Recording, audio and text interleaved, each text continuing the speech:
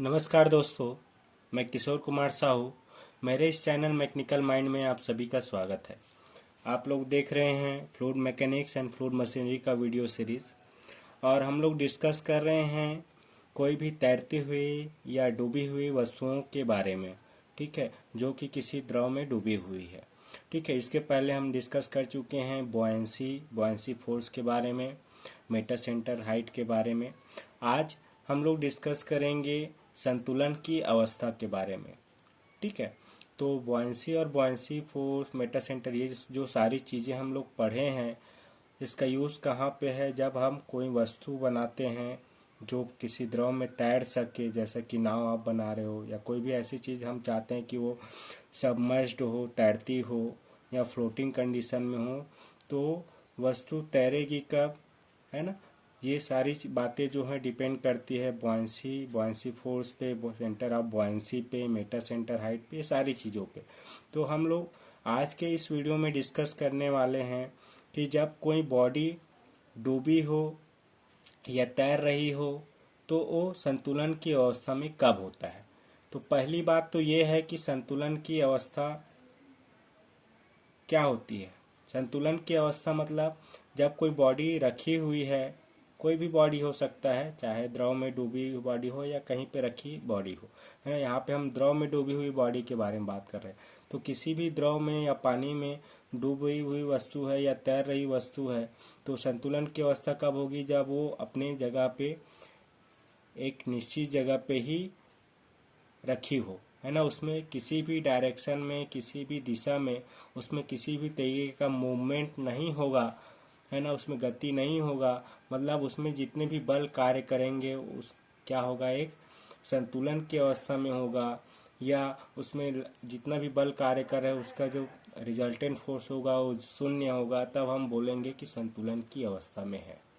ठीक है, तो यहाँ पे संतुलन की अवस्था का मतलब क्या है? कोई वस्तु जो तैर रही है या डूबी हुई है, वो क्या होना चाहिए? स्टेबल होना चाहिए। ठीक है, तो स्टेबल का मतलब क्या है ना। जब कोई वस्तु डूबी हो या तैर रही हो तो वो स्टेबल कब कहलाएगा, है ना। संतुलित की अवस्था में कब कहलाएगा? जब वो वस्तु रखी हो या डूबी हुई हो या तैर रही हो, हम उसको थोड़ा सा भी डिफ्लेक्ट करते हैं या थोड़ा सा भी उसमें एंगुलर डिस्प्लेसमेंट करते हैं या उसको डगमगाने की कोशिश करते हैं, तो वो वस्तु क्या होती है? डगमगाती नहीं है, और वो डिफ्लेक्ट होने के बाद फिर से अपने ओरिजिनल पोजीशन में वापस आ जाती है ना। तो ऐसा हमेशा होना चाहिए कि आपने नाव बनाया है, उसको हमने डगमगा दिया तो फिर से वो अपने प्रारंभिक स्थिति में वापस आ जाता है। तो अगर ये ऐसा हो रहा है कि हम उसको एंगुलर डिस्प्लेसमेंट कर रहे हैं या थोड़ा सा डिस्टर्ब कर रहे हैं, तो भी उसके बावजूद वो अपने फाइनल ओरिजिनल पोजीशन पे आ जाता है, तब हम बोलते हैं कि कोई बॉडी जो डूबी हुई है या तैर रही है वो क्या है? स्टेबल कंडीशन में है। ठीक है, तो आज के इस लेक्चर में हम लोग डिस्कस करेंगे जब कोई वस्तु द्रव में डूबी हुई है तब उसकी संतुलन की अवस्था के लिए क्या क्या कंडीशन होनी चाहिए। ठीक है, तो कोई वस्तु सबमर्ज्ड बॉडी है, डूबी हुई है द्रव में, तो उसके संतुलन की अवस्था, इक्विलिब्रियम कंडीशन के लिए जानने के लिए हम लोग दो चीज़ों का यूज़ करते हैं। एक तो सेंटर ऑफ ग्रेविटी का जो पोजीशन है, और दूसरा सेंटर ऑफ बॉयंसी के पोजीशन है ना। इन दोनों के पोजीशन को देख के ही हम जान सकते हैं कि कोई वस्तु जो डूबी हुई है वो स्टेबल है कि नहीं है। ठीक है, तो स्टेबल कंडीशन जानने के लिए क्या करना पड़ेगा सबमर्ज्ड बॉडी में? इसको जानने के लिए आपको क्या चाहिए? The relative position of centre of gravity and centre of buoyancy CB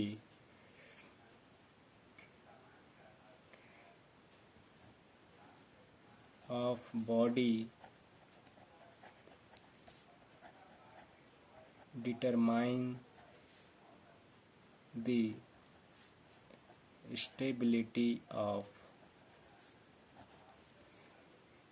a submerged body, है ना। कोई भी बॉडी डूबी हुई है किसी फ्लूइड में, तो उसके स्टेबिलिटी जानने के लिए हम लोग क्या करेंगे, उसके सेंटर ऑफ ग्रेविटी जी और सेंटर ऑफ बॉयंसी बी के पोजीशन को देखते हैं कि वो किस तरीके से रखा हुआ है। ठीक है, इसको समझने के लिए हम लोग आगे एक एग्जांपल लेते हैं। फॉर एग्जांपल हमारे पास एक बलून है, जैसा कि आपको दिखाई दे रहा है स्क्रीन पे, इस तरीके से एक बलून है ना। बलून के एक हिस्से पे हमने क्या भर दिया है, कुछ रेत या कुछ हेवी मटेरियल से हमने इसको यहाँ पे फिलअप किया है, ताकि इस हिस्से में वेट ज़्यादा हो, है ना। ये वेट ज़्यादा हो इसलिए हमने इसमें हेवी मटेरियल फिल कर दिया हुआ है ना। तो यहाँ पे हम मान लेते हैं कि W क्या है, what is W? W, it is the weight of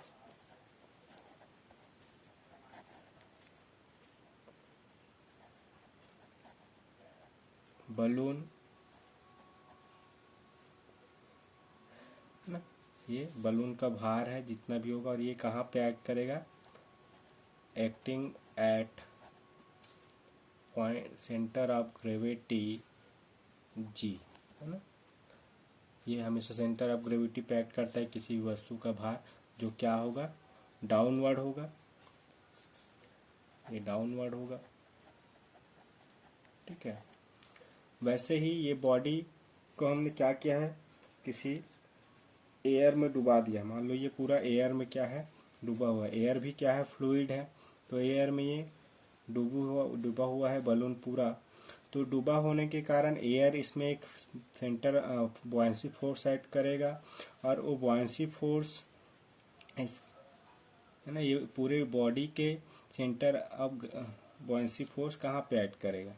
ठीक है, तो मान लेते हैं बी क्या है, सेंटर ऑफ बॉयंसी है ना, और उसके कारण इसमें फोर्स लग रहा है एफ बी, जो क्या है, बॉयंसी फोर्स है।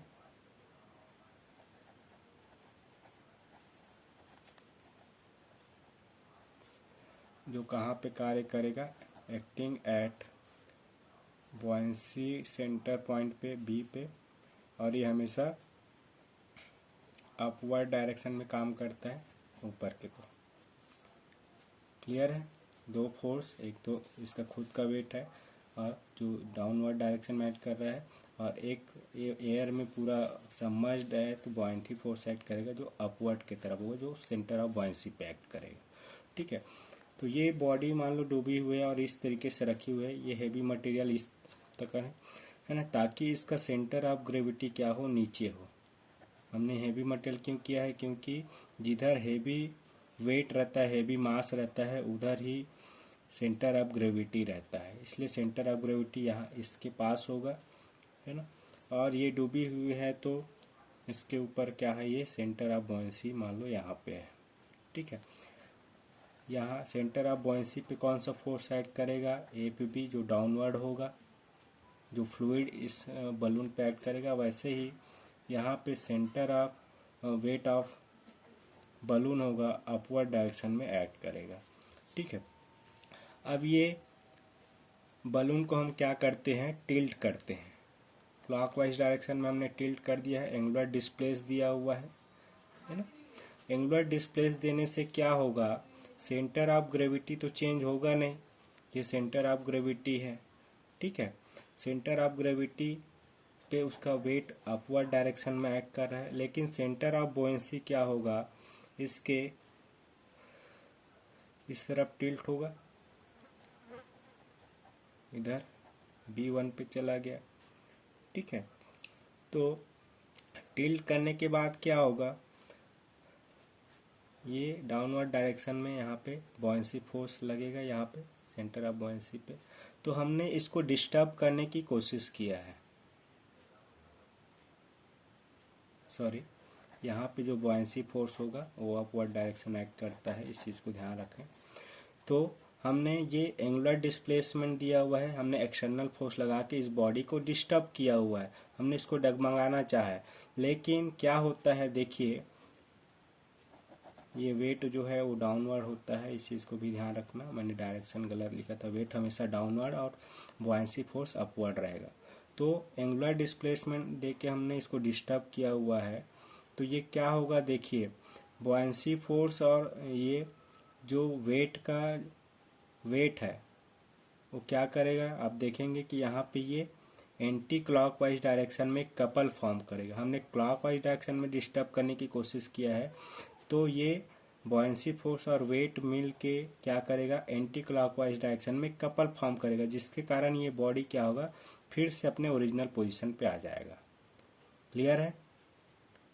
तो इस तरीके का अगर कंडीशन हो रहा है कि हमने डिस्टर्ब करना चाहा लेकिन उसमें वेट और बॉयंसी फोर्स के कारण वो फिर से अपने ओरिजिनल पोजीशन पे आ जाता है, तो इस कंडीशन को हम लोग बोलते हैं स्टेबल इक्विलिब्रियम।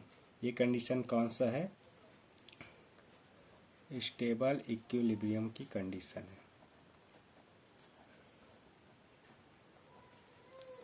ठीक है, तो ये कब होगा? पहली चीज तो ये पहला कंडीशन ये है कि जो वेट है और बॉयंसी फोर्स है ये बराबर होना चाहिए, दोनों फोर्स बराबर होना चाहिए, पहली चीज़ ये। और हमने क्लॉकवाइज डायरेक्शन में इसको डिस्टर्ब करना चाहा और बॉयंसी फोर्स और वेट ने क्या किया है, एक एंटी क्लॉकवाइज कपल फॉर्म करके इसको फिर से ओरिजिनल पोजीशन में ला दिया। तो ये ऐसा कब हुआ है? ऐसा इसलिए हुआ है क्योंकि बॉयंसी सेंटर जो है वो सेंटर ऑफ ग्रेविटी के क्या है, ऊपर है। तो ये स्टेबल कब होगा, इसके लिए दूसरी कंडीशन है, B should be always above G, है ना। बी हमेशा क्या होना चाहिए, सेंटर ऑफ ग्रेविटी से ऊपर होना चाहिए, तभी ये बॉडी अपने ओरिजिनल पोजीशन में आ जाएगा, स्टेबल कंडीशन में आएगा। तो ये पहला स्टेबिलिटी कंडीशन है कि कब स्टेबल होगा। ठीक है, आपने स्टेबल के लिए दो शर्तें हैं, दोनों कंडीशन होगा। पहली तो ये वेट और बॉयंसी फोर्स इक्वल होना चाहिए, दूसरा centre of buoyancy centre of gravity के हमेशा ऊपर होना चाहिए। ठीक है, दूसरा इसमें देखते हैं, जैसा अब इसी बलून को मैंने इस तरीके से रखा हुआ है एयर में, है ना। ये इधर हैवी मटेरियल है, इसका सेंटर ऑफ ग्रेविटी यहाँ पे है और सेंटर ऑफ बॉयंसी भी यहाँ पे। सेंटर ऑफ ग्रेविटी पे वेट W डाउनवर्ड डायरेक्शन और सेंटर ऑफ बॉयंसी पे force buoyancy force upward direction में एक्ट करेगा। इस बॉडी को मैंने इस तरीके से डिस्प्लेस किया है क्लॉकवाइज डायरेक्शन में, क्लॉकवाइज डायरेक्शन में हमने डिस्टर्ब किया हुआ है। ठीक है, तो ये सेंटर ऑफ ग्रेविटी यहाँ पे है जिसका वेट डाउनवर्ड इस तरफ लग रहा है और सेंटर ऑफ बॉयंसी इस तरफ है जिस पे अपवर्ड डायरेक्शन पे बॉयंसी फोर्स एक्ट कर रहा है। ठीक है, तो आप लोग क्या देखेंगे, देखिए हमने इसको क्लॉकवाइज डायरेक्शन में डिस्टर्ब किया है और ये बॉडी की स्ट्रक्चर ऐसी है कि उसका सेंटर ऑफ ग्रेविटी ऊपर और सेंटर ऑफ बॉयंसी नीचे है, जिसके कारण वेट और सेंटर ऑफ बॉयंसी फोर्स के कारण जो कपल होगा वो क्या होगा, क्लॉकवाइज ही होगा। देख सकते हैं डायग्राम से, इसके डायरेक्शन से।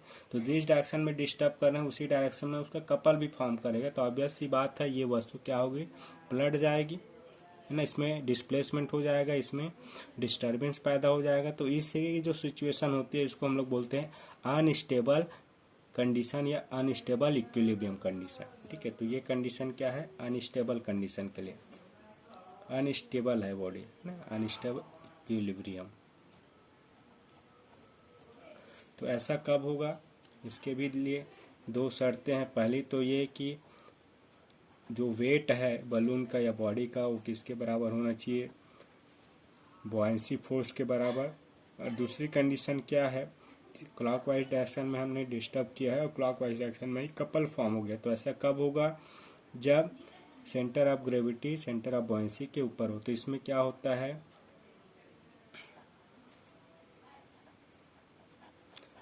Centre of buoyancy should B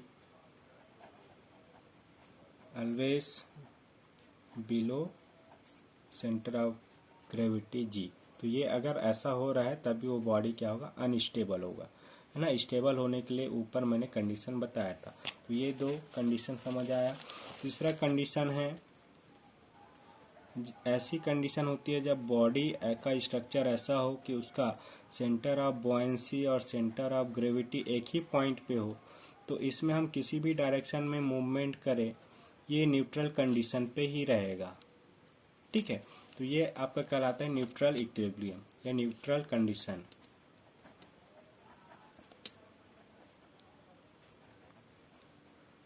ठीक है, इसके लिए भी दो शर्त है। सबसे पहली बात तो इसका वेट और बॉयंसी फोर्स इक्वल होना चाहिए, है ना। और दूसरा क्या है, जी एंड बी